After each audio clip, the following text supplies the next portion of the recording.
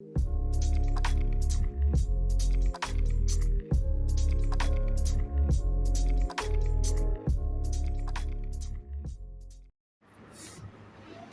Class, hi this is Himanshu. एक नई कक्षा में आप लोगों का फिर से स्वागत है। सॉरी फॉर कि 2 दिन से हम लोग वीडियोस बिल्कुल नहीं डाल पाए, जस्ट बिकॉज थोड़े बहुत ऊपर नीचे हो गया था हिसाब किताब।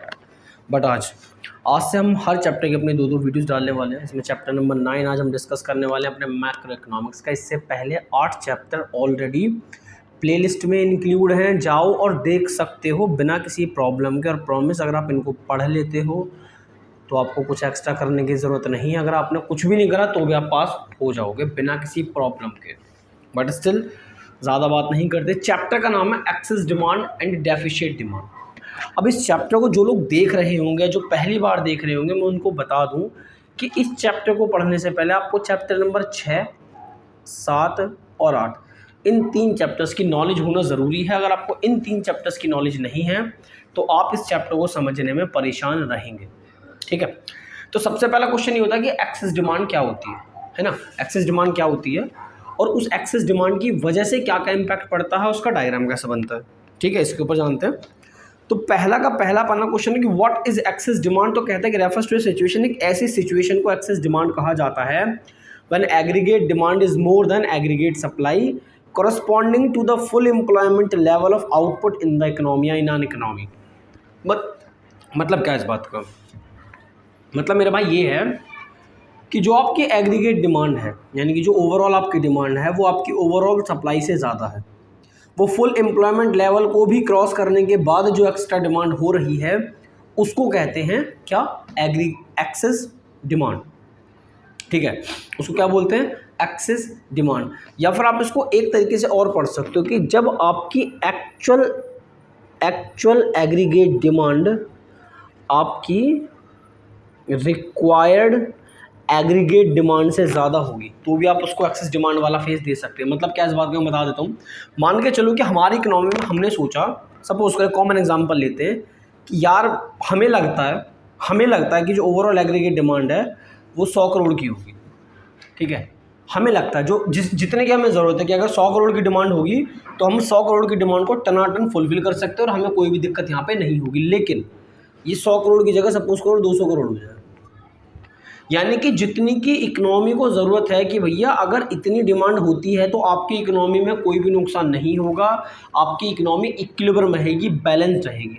लेकिन जो आपकी डिमांड हुई है वो इस रिक्वायर्ड से भी कहीं ज़्यादा होगी।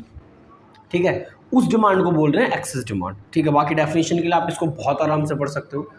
अब इस डिमांड की वजह से एक इन्फ्लेशन नाम का जो वर्ड है वो बहुत जल्दी पैदा होता है, इन्फ्लेशनरी गैप पैदा होता है। मैं डायग्राम में दिखाऊंगा क्या कहता है। Refers to the gap by which actual aggregate demand या actual aggregate demand excess the aggregate demand required to establish the full employment equilibrium.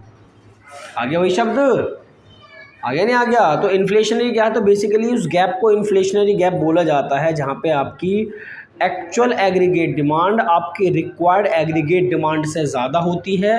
और वो भी कब, जब आपने अपना फुल एम्प्लॉयमेंट लेवल स्टेबल कर दिया था कि इसके बाद डिमांड अगर होती है तो दिक्कत हो सकती है। ठीक है, तो बेसिकली अगर मैं इन्फ्लेशनरी गैप की बात करूँ तो the difference between actual aggregate demand and required aggregate demand is known as the inflationary gap. अगर आप उसका डायग्राम बनाते हैं, उसका आप ग्राफ बनाते हैं तो इस तरीके से देखो, ये चैप्टर 7 में खूब सिखाया गया कि एग्रीगेट सप्लाई का जो कर्व है वो इस तरीके से बनता है। या फिर आप उसको नेशनल इनकम भी बोल सकते हैं, कोई दिक्कत की बात नहीं। ठीक है, उसके बाद आपने बेसिक एग्रीगेट डिमांड जो प्लान में थी आपके या फिर जितने की रिक्वायर्ड थी इकोनॉमी को, वो आपका ये रेड पेन से बन गया। ठीक है, लेकिन जो आपकी एक्चुअल एग्रीगेट डिमांड है वो इस रेड पेन वाली से भी थोड़ी सी ज़्यादा है। चेक करो, थोड़ी सी ज़्यादा। क्यों? Just because of change in extra investment. जो आपकी इकोनॉमी में एक्स्ट्रा इन्वेस्ट हुआ है उसकी वजह से ऐसा हो रहा है। ठीक है, और ये चीज़ कहाँ पढ़ाई गई है, ये चीज़ पूरी पढ़ाई गई है चैप्टर नंबर 8 के अंदर। तो अगर आपने नहीं देखा तो आप वहाँ जाके सीख सकते हो। कोई भी चैप्टर 1 घंटे से ऊपर का तो है नहीं। ठीक है, तो बेसिकली 20 घंटे का कंटेंट, अगर आप 20 घंटे के कंटेंट को एग्जाम से पहले पढ़ लेते हो, 20 घंटा निकाल लेते हो तो आपको ओवरऑल नॉलेज हो जाएगी, ओवरऑल नॉलेज तरीके से हो जाएगी। ठीक है, अब बात करते हैं आगे। अब ये जो डिफरेंस है बेसिकली इनके बीच का, इस प्लान्ड एग्रीगेट डिमांड और एक्चुअल एग्रीगेट डिमांड के जो बीच का डिफरेंस है, ये वाला ये आपका क्या है, यही आपका क्या है, इन्फ्लेशनरी गैप है। ठीक है। और ये जो पॉइंट ई है ये आपका क्या था, फुल एम्प्लॉयमेंट इक्विलिब्रियम, तो इससे ऊपर ही पहुंच रहा है, आप खुद देख लो, ठीक है। तो ये आपका डिमांड है बेसिकली किस चीज़ का, इन्फ्लेशनरी गैप का, या फिर जो आपकी एक्चुअल एग्रीगेट डिमांड है। अब देखो ये एक्सेस डिमांड ही तो हो रही है, यही तो एक्सेस डिमांड है बेसिकली भाई, जो आपकी डिमांड हो रही है यही तो है एक्सेस डिमांड। अब क्या करना है, इनके ऊपर पढ़ लेते हैं एक बार, इनको छोटा छोटा हमने करके लिख भी रखा है, बात वही है, कोई याद करने वाली बात नहीं है। Aggregate demand is the sum of consumption and investment, this is the plan और required aggregate demand to achieve full employment equilibrium. और ये क्या है, ADI, this is the actual aggregate demand who creates inflationary gap because actual aggregate demand is more than the required aggregate demand. तो वही चीज़ बस यहाँ इसको इंग्लिश में काट के लिख दिया, दिस इज इट, ठीक है। 10 नेक्स्ट पेज में क्या पढ़ाएगा कि ऐसी क्या वजह होती हैं जिससे हमारी डिमांड एक्सेस हो जाती है, यानी कि वो कौन कौन से रीजंस हैं जिसकी वजह से आपको एक्सेस डिमांड देखने को मिलती है। तो सबसे पहले क्या होता है कि अगर आपके हाउस होल्ड सेक्टर का खर्चा बढ़ जाए, यानी कि अगर हमारा हाउस होल्ड सेक्टर अपना खर्चा बढ़ा देता है, मतलब क्या कर रहा है, increase the consumption expenditure bye house hold, ठीक है। अब सेकंड क्या रहेगा यहाँ पे कि भैया आपका गवर्नमेंट एक्सपेंडिचर बढ़ा दे, तो यानी अगर आपके हाउस होल्ड सेक्टर में कंजम्पशन एक्सपेंडिचर बढ़ रहा है, गवर्नमेंट का खुद के खर्चे बढ़ रहे हैं, इकोनॉमी के अंदर इन्वेस्टमेंट बढ़ रही है, तो ये कुछ ऐसे रीजंस है जिसकी वजह से डिमांड होना स्वाभाविक है। अगर आपके देश में एक्सपोर्ट बढ़ जाए, आपका इम्पोर्ट डिक्रीज हो जाए, ठीक है, उसको लोग कभी कभी क्या लिख देते हैं, और इंक्रीज इन नेट एक्सपोर्ट, क्योंकि net export is the difference between export and import, यानी कि आपका एक्सपोर्ट बढ़ा इम्पोर्ट घटा, इसका है ये। अगर मार्केट में मनी सप्लाई बढ़ जाती है, जब कहते हैं कि मार्केट में बहुत ज़्यादा पैसा होता है तो भी मार्केट में एक्सेस डिमांड होती ही होती है, और वही एक्सेस डिमांड आपका इन्फ्लेशनरी गैप को बढ़ा देती है, ठीक है। अब ध्यान रखना कि हु क्रिएट्स डेफिशिएंट फाइनेंसिंग, ये जब मनी सप्लाई बढ़ती है तो डेफिशिएंट फाइनेंसिंग क्या होता है, जब नई करेंसी प्रिंट नहीं होती, जो आरबीआई नई करेंसी प्रिंट करता है, ये वही चीज़ है। और डिक्रीज इन टैक्सेस पॉइंट, ठीक है, decrease in taxes point, sorry points गलत बोल दिया, डिक्रीज इन टैक्सेस, अगर टैक्सेस आपके रिड्यूस हो जाते हैं तो टैक्सेस के रिड्यूस होने से क्या होता है कि चीज़ आपको सस्ती मिलने लग जाती है, तो जब चीज़ें सस्ती मिलने लग जाती है तो लोग पहले से ज़्यादा डिमांड करने लगते हैं, ठीक है। क्योंकि आपने देखा होगा कि जब से इन्फ्लेशन का जो प्रेशर आया तो गवर्नमेंट ना हर चीज़ पे जनरली टैक्स बढ़ा देती है।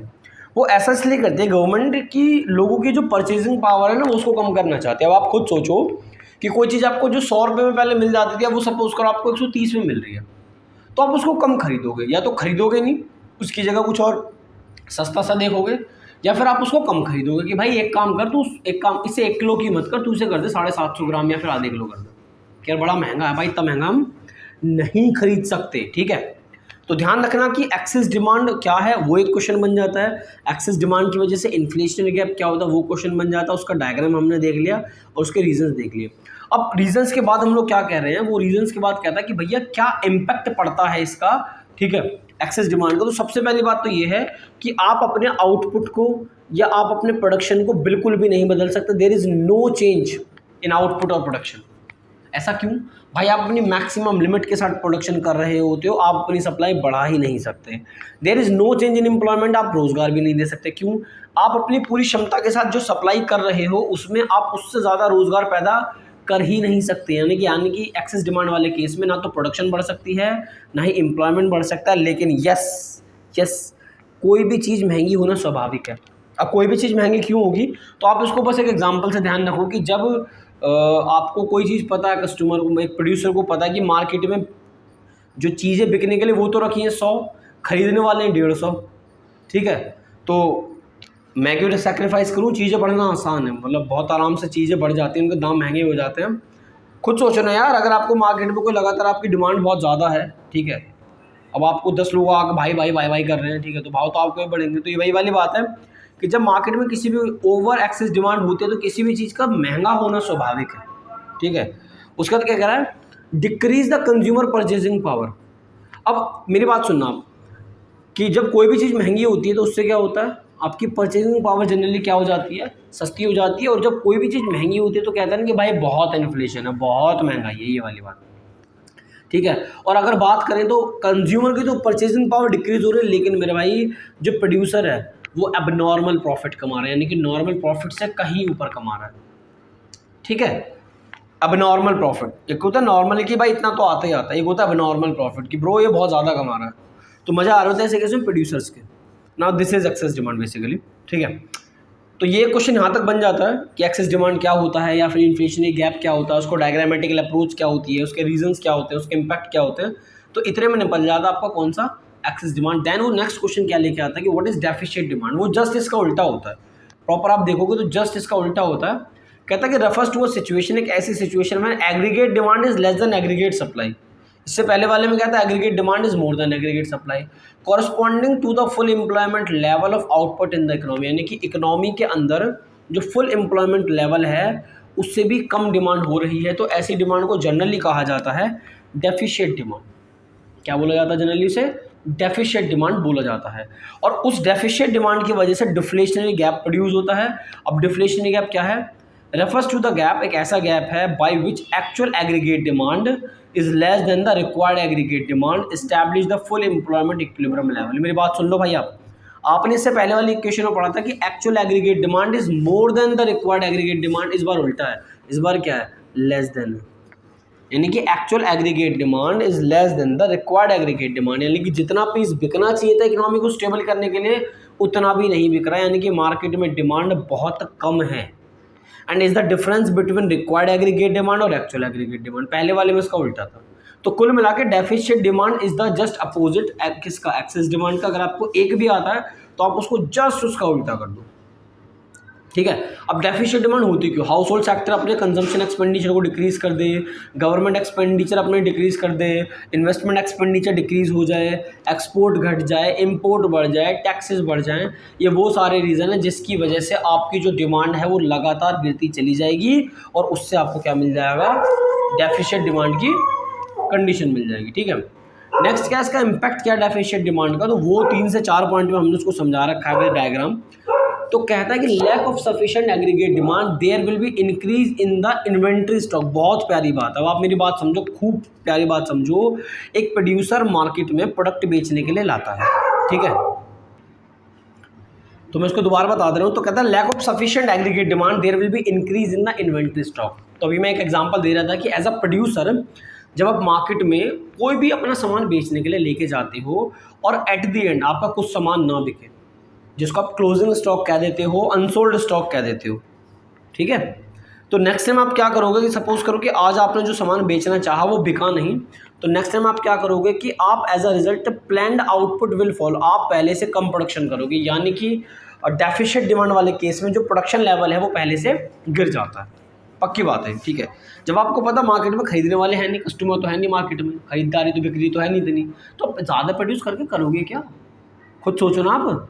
डेफिशिएंट डिमांड की वजह से क्या होता है? इनवॉलंटरी अनएम्प्लॉयमेंट जनरेट होता है। यानी कि लोग तो काम करना चाहते हैं, वेज रेट वगैरह सब पे, लेकिन उन्हें काम नहीं मिल रहा। जब मार्केट में आपका प्लान्ड आउटपुट बिक नहीं रहा, आपने अपना आउटपुट गिरा दिया, आपका सामान अनसोल्ड जा रहा है, तो आप अपनी प्रोडक्शन को गिराओगे, और जब प्रोडक्शन को आप गिराओगे तो उस टाइम पे जो आपकी लेबर है उसकी भी आपको कम जरूरत पड़ेगी। तो लोग तो चाहते हैं, तो अब देख लो यहाँ पर इन्वॉलेंट अनएम्प्लॉयमेंट होते हैं, ठीक है। यानी कि ये एक्चुअल में बेरोजगार यहाँ पे बढ़ जाती है, ठीक है। थोड़ा आगे पीछे हो जाता है, थोड़ा काम वाम आ जाता है तो वीडियो बंद करनी पड़ जाती है, ठीक है। एंड द थर्ड पॉइंट क्या है इसका थर्ड पॉइंट है कि जो आपका जो प्राइस लेवल है वो गिरता है। अब खुद सोचो, आपके कस्टमर मार्केट में निकल के ही नहीं आ रहे, आप प्रोडक्ट को बेचोगे कैसे? आप भी नहीं चाहते कि आपका सामान अनसोल्ड रहे, आप भी नहीं चाहते कि यार हमारे जो नौके यहाँ कर रहे हैं उनको हम भगाएं, कि भाई काम नहीं है मार्केट में, काम नहीं। आपने देखोगे मार्केट पिट गई है, तो मजबूरी में क्या होता है कि प्रोड्यूसर्स के साथ ये दिक्कत होती है कि प्रोड्यूसर्स को कोई भी चीज़ कम दाम पे करके बेचनी पड़ती है कि बेकार ना हो जाए। इससे अच्छा है कि उसे कम दाम पे निकाल दो। और लास्ट वन, जहाँ पे वो लोग एबनॉर्मल गेन की बात कर रहे थे, इस बार वो एबनॉर्मल लॉसेस की बात कर रहे हैं। ये फ़र्क है किसका? हमारा ये इम्पैक्ट हमारे डेफिशिएंट डिमांड का। इसको ग्राफिकली देखते हो तो जस्ट उसका अपोजिट ग्राफ है, हल्का सा अपोजिट है। ये एग्रीगेट सप्लाई का ग्राफ हो गया जो 45 डिग्री का एंगल बना रही है। ये एग्रीगेट डिमांड का ग्राफ हो गया जो रेड पेन से, जो कि हमारी प्लान या फिर रिक्वायर्ड होती है, उससे कम जो हमारी एक्चुअल है उससे कम है, यानी कि उसका ग्राफ देखो नीचे की तरफ से बन गया, ठीक है।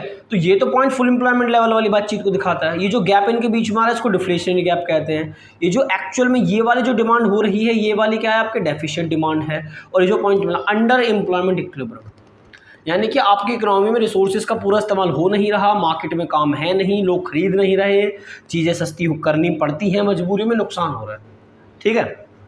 और जनरली मैं आपको बता दूं तो इन्फ्लेशनर को, अगर आपका इन्फ्लेशन 4 से 5% चल रहा है, तो वो आपकी इकोनॉमी के लिए बड़ा अच्छा माना जाता है। उसका रीज़न ये है कि इन्फ्लेशन के टाइम पे मार्केट हमेशा उसकी चकाचौंध बनी रहती है, डिफ्लेशन ज़्यादा दुखी करता है। ठीक है, तो बेसिकली ये रहा आपका जो हमने इसको बताया, वही चीज़ हमने बस यहाँ लिख दी है। ठीक है, कि एग्रीगेट डिमांड जो बेसिकली रिक्वायर्ड या प्लान्ड एग्रीगेट डिमांड है, जो कि फुल एम्प्लॉयमेंट इक्विलिब्रियम लेवल पे आपको मिलती है। और एग्रीगेट डिमांड जो एक्चुअल है, इस बार दिक्कत क्या है कि आपका इन्वेस्टमेंट घट गया, जो आपका चेंज इन इन्वेस्टमेंट था जिससे आप अपना ज़्यादा से ज़्यादा पैसा कमा सकते हो, ठीक है, तो वो आपका पहले से कम हो गया। उसमें क्या हो रहा था, आपका इन्वेस्टमेंट एक्स्ट्रा बढ़ रहा था। ठीक है, तो जस्ट बिकॉज ऑफ दिस कि आपकी जो एक्चुअल एग्रीगेट डिमांड है वो डिफ्लेशनरी गैप पैदा करेगी, क्योंकि आपके एक्चुअल एग्रीगेट डिमांड इतनी है ही नहीं जितनी आपकी इकोनॉमी को मिलनी चाहिए।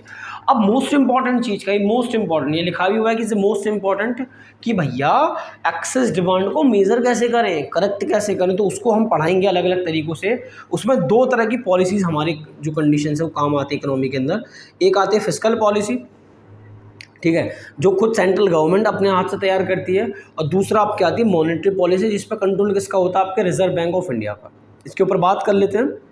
फिस्कल पॉलिसी में government in case of excess demand करती क्या है, तो कहता है is the policy of central government over spend and taxation to influence the economy. अब आप सुनना मेरी बात, वो खर्चों की तरफ देखते हुए और टैक्स की तरफ देखते हुए अपनी पॉलिसीज़ बनाते हैं और एक्सेस डिमांड को कंट्रोल करते हैं। जैसे गवर्नमेंट अपने सारे अनवांटेड खर्चों को रोक देती है। डिक्रीज इन इस government spending, decrease in spending, government spending का मतलब है कि जो खर्चे, देखो इकोनॉमी को चलाने के लिए गवर्नमेंट को भी मोटा खर्चा करना पड़ता है, लेकिन जो गवर्नमेंट स्पेंडिंग अननेसेसरी है, अनप्रोडक्टिव है, वो उसको रोक देते हैं। टैक्सेस बढ़ते हैं इन्फ्लेशन के टाइम पे, एक्सेस डिमांड के टाइम पे किसी भी चीज़ का महंगा होना स्वाभाविक है। गवर्नमेंट टैक्स इसलिए बढ़ा देती है ताकि लोगों की परचेसिंग पावर हिट हो सके और वो ज़्यादा ना खरीदें। बोरोइंग फ्रॉम पब्लिक, गवर्नमेंट क्या करती है कि ऐसे केस में वो पब्लिक से बोरो करती है कि लाओ अपना पैसा हमें दे दो, हमसे ब्याज लेते रहना, जिससे जो मार्केट में एक्सेस मनी है वो काफ़ी हद तक कम हो सके और लोगों की परचेजिंग पावर पे फिर इम्पैक्ट पड़ जाए। डिक्रीज और स्टॉप द डेफिशिएट फाइनेंसिंग, यानी कि जो नई करेंसी प्रिंट है वो ना हो। ये बहुत ज़रूरी बात है कि अगर नई करेंसी प्रिंट होती है तो ये बहुत घटिया संदेश है हमारी अर्थव्यवस्था के लिए। तो कुछ इस तरीके, इसको मैं एक्सेट्रा शब्द से दिखा दे रहा हूँ कि कुछ इस तरह की पॉलिसीज़ हमारी गवर्नमेंट लेकर आती है, जिन पॉलिसीज़ को आप क्या बोलते हो, फिस्कल पॉलिसी बोलते हो। उसके बाद रिजर्व बैंक ऑफ इंडिया हमारा लेकर आता है monetary policy. Monetary policy is the policy of central bank to control the money supply for economic stability. ठीक है, यानी कि लोग मनी सप्लाई को कंट्रोल करने के लिए जो जो ऑप्शंस उठा सकते हैं, रिजर्व बैंक ऑफ इंडिया वो हमारा उठाता है। और मनी को एक्स्ट्रा मार्केट में ना रहे, मार्केट का जो मनी सप्लाई उसको रिड्यूस करने के लिए जो जो ये कर सकते हैं कि लोगों के हाथ में ज़्यादा पैसा बचे ही ना, ये लोग वो हरकतें करते हैं। ठीक है, अब इसी चीज़ को हम लोग पढ़ते हैं किस तरीके से। इनको क्वांटिटेटिव इंस्ट्रूमेंट के नाम से जाना जाता है, जनरल कंट्रोल मेजर इसका दूसरा नाम हो सकता है, कि जनरली किस तरीके से भी हमारी एक्सेस डिमांड को कंट्रोल करते हैं। तो क्वांटिटेटिव इंस्ट्रूमेंट्स हमें पढ़ने हैं। सबसे पहला पढ़ना है हमें क्या, बैंक रेट। अब बैंक रेट आपको डिटेल में पढ़ाया गया चैप्टर नंबर 6 का, जो आपका सेंट्रल बैंक वाला पार्ट है वहाँ पे। ठीक है, स्टिल एक बार मैं छोटा सा आपको बता दे रहा हूँ। ठीक है, जब कॉमर्शियल बैंक सेंट्रल बैंक से लोन लेती है लॉन्ग टर्म के लिए, तो उस पर जो ब्याज बनता है वो कहलाता है आपका बैंक रेट। गवर्नमेंट उस रेट को बढ़ा देगा, गवर्नमेंट उस रेट को बढ़ा देगा, ध्यान से सुनना, गवर्नमेंट उस रेट को बढ़ा देगा। तो definition wise bank rate is the rate of which the central bank lends money to commercial bank. ये ऐसा रेट है जहाँ पे सेंट्रल बैंक अपना पैसा कॉमर्शियल बैंक्स को देता है to meet their long term needs. ठीक है, during excess demand central bank increase the bank rate. Excess demand के टाइम पे बैंक रेट क्या करता है, इसको इंक्रीज कर देता है। ठीक है, which raise the cost of borrowing, जिससे आपका लोन लेना आपको थोड़ा महंगा पड़ता है सेंट्रल बैंक से, just because commercial bank to increase their lending rates. Lending rates कौन से, ये भी हमने चैप्टर नंबर 6 में पढ़ाया है। जो वो अपने जो आम जनता को जो कॉमर्शियल बैंक लोन देता है उस पर जो ब्याज होती है उसको लैंडिंग रेट कहते हैं।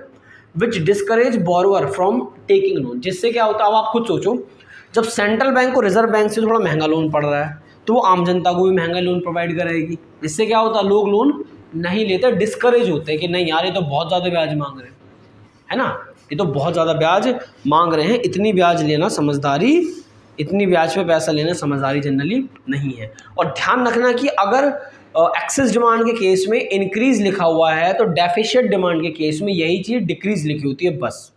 और आज के दिन अप्रॉक्स ये बढ़ता करता रहता है, बैंक रेट इतना चल रहा है। ठीक है। नेक्स्ट क्या है, इंक्रीज इन रेपो रेट।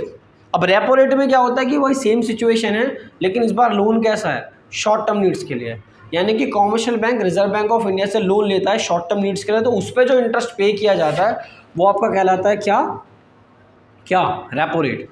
तो is the rate at which the central bank lends money to commercial bank to meet their short term needs. और ध्यान रखना बाकी आप एज इट इज ड्यूरिंग का यहाँ पे लिख सकते हो, जो आपने ऊपर लिखा है ये कहता है same as increase in bank rate. तो जो स्टेटमेंट आपने ऊपर याद करी होगी वही स्टेटमेंट आप नीचे लिख देना, आपका कम बन जाएगा, वो मार्क्स बिल्कुल नहीं काटने वाला। Increase in reverse repo rate. अब रिवर्स रेपो रेट में क्या होता है कि कॉमर्शियल बैंक्स के पास जो एक्स्ट्रा पैसा बचा होता है वो उसके पास कभी कभी सेंट्रल बैंक के पास जमा कर देते हैं, तो सेंट्रल बैंक उनको उस पर इंटरेस्ट नहीं देता, उस इंटरेस्ट को कहते हैं लोग क्या, रिवर्स रेपो रेट। तो रिजर्व बैंक ऑफ इंडिया जानबूझ के उसके दाम वो इंक्रीज कर देता है कि ब्रो कहाँ अपने पास रख रखा है, हमारे पास जमा करो, हमसे लो ब्याज। और कॉमर्शियल बैंक, अब खुद सोचो, कॉमर्शियल बैंक तो प्रॉफिट के लिए काम कर रहे हैं। अब कॉमर्शियल बैंक ने अपना एक्स्ट्रा पैसा किसको दे दिया, रिजर्व बैंक ऑफ इंडिया को दे दिया। भाई उसने अपना पैसा किसको दे दिया, रिजर्व बैंक ऑफ इंडिया को। तो रिजर्व बैंक ऑफ इंडिया जो है हमारा आरबीआई जो है वो उस पैसे को मार्केट में निकालेगा ही नहीं, वो अपने पास अपनी जेब में रख लेगा। जिससे क्या होता है, कॉमर्शियल बैंक आगे लोन नहीं देंगे तो मार्केट में एक्स्ट्रा मनी सप्लाई नहीं बढ़ेगी, एक्स्ट्रा पैसा खर्च नहीं होगा, तो कहीं ना कहीं एक्सेस डिमांड पर हल्की सी लगाम यहाँ पे लग जाएगी। Is the rate of interest at which commercial bank can deposit their surplus fund with central banks for a relatively shorter period of time. In situation of excess demand reverse repo rate is increase by the central bank, उसे बढ़ा देता है। It encourage the commercial bank to parks their surplus fund with central bank. देख लो, इससे उनको बढ़ावा मिलता है कि अरे काम करो, हमारे पास तो पड़ा ही हुआ है पैसा, ये वाला पैसे काम कर देते हैं, आरबीआई को दे देते हैं। ठीक है। It will reduce the credit creation power of commercial bank. जब आप खुद सोचो कि आपकी जेब में सपोज करो 10,000 रुपये, आपने 10,000 रुपये अपनी मम्मी को दे दिए, ठीक है। अब जब आप उस पैसे को मम्मी को दे चुके होगे तो आपकी जेब में तो पैसे रहे नहीं, तो आप अनवांटेड खर्चे से बचोगे।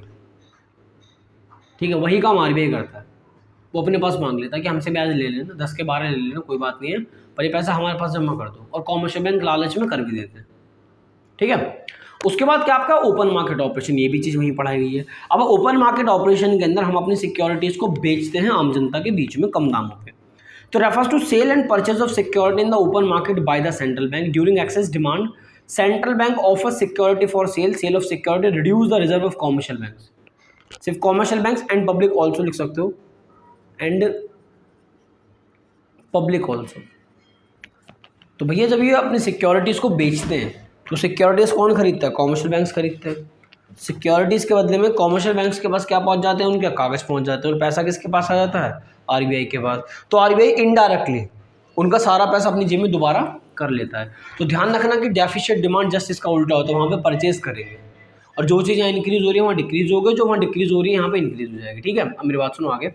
Increase in legal reserve requirement, इसका मतलब ये है कि हम अपने कैश रिजर्व रेशियो को भी बढ़ा देंगे और सैचुरेटेड लिक्विडिटी रेशियो को भी बढ़ा देंगे। अगर आप न्यूज़ में थोड़े बहुत भी अपडेट रहे होंगे तो हमारी गवर्नमेंट ने कैश रिजर्व रेशियो को काफ़ी बार चेंज किया था, रेट्स को, स्पेशली रेपो रेट को तो बहुत ज़्यादा चेंज किया था। तो कैश रिजर्व रेशियो क्या है, the minimum percentage of amount of deposit with commercial bank maintain with the central bank. तो वो कहता है कि भैया आपके पास जो डिपॉजिट आती है कॉमर्शियल बैंक्स के पास, सपोज करो 100 करोड़ की डिपॉजिट आई, उसका 4.5% इनको किसके पास जमा करना पड़ेगा, किसके पास जमा करना पड़ेगा, रिजर्व बैंक ऑफ इंडिया के पास, यानी कि आरबीआई के पास। ठीक है। और जब लगता है कि भैया इन्फ्लेशन है, in excess demand it's increase, inflation के टाइम पे एक्सेस डिमांड के केस पे वो लोग उस कैश रिजर्व रेशियो को और बढ़ा देते हैं। ठीक है। सैचुरेटरी लिक्विडिटी रेशियो, सेम काम इसके साथ है। It is the minimum percentage of deposits that a commercial bank has to maintain in the form of liquid cash, gold और अदर सिक्योरिटीज़। और यहाँ पे भी ध्यान रखना, इसको भी इंक्रीज कर दिया जाता है इन केस ऑफ एक्सेस डिमांड। ठीक है, चैप्टर ऑलमोस्ट डन सा है, ध्यान रखना। उसके बाद क्वालिटेटिव इंस्ट्रूमेंट वो उसके पढ़ा था, जिसमें सबसे पहला क्या है आपका, increase in margin requirement. Increase in margin requirement, ये मार्जिन रिक्वायरमेंट आपने अक्सर प्रॉपर्टीज़ में सुना होगा कि 10 लाख की प्रॉपर्टी पे 6 लाख का लोन दे रहे हैं, तो 4 लाख का आपका मार्जिन है। ठीक है। और सपोज करो आपको किसी को लोन नहीं देना, आप नहीं चाहते कि यार मार्केट में वैसी इतनी दिक्कत चल रही है, हम तो नहीं दे रहे और पैसा, तो आप क्या करो, मार्जिन बढ़ा दो। कि ब्रो पहले 10 लाख पे 6 लाख का लोन मिलता था, अब तेरे को 10 लाख पे लोन देंगे हम लोग सिर्फ 4 लाख का। तो मार्जिन बढ़ा के हमने 4 लाख से 6 लाख कर दिया, तुझे लोन लेना है तो ले ले, नहीं लेना तो मना कर। ये होता है एक्सेस डिमांड में। मार्जिन रिक्वायरमेंट बढ़ा दिया जाता है और डेफिशिएट डिमांड में वही मार्जिन रिक्वायरमेंट घटा दिया जाता है कि ब्रो 6 लाख छोड़ तू 7 लाख ले ले, कोई दिक्कत नहीं।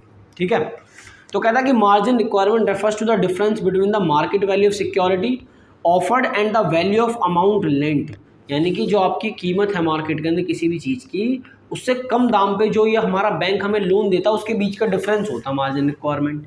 During excess demand central bank increase in margin, देखो पढ़ लो एक्सेस डिमांड के टाइम पे क्या होता है। एक्सेस डिमांड के केस में हम लोग अपने मार्जिन को इंक्रीज कर देते हैं, which restrict the credit creation power of banks, so the borrowers will less attractive to borrow money and it decrease the level of aggregate demand। ये बात बिल्कुल सही है। अब आपने मार्जिन बढ़ा दिया, सामने वाले की जेब में पैसा जा नहीं रहा, क्या यार ये तो बहुत कम पैसा दे रहे हैं, क्या करें, है ना।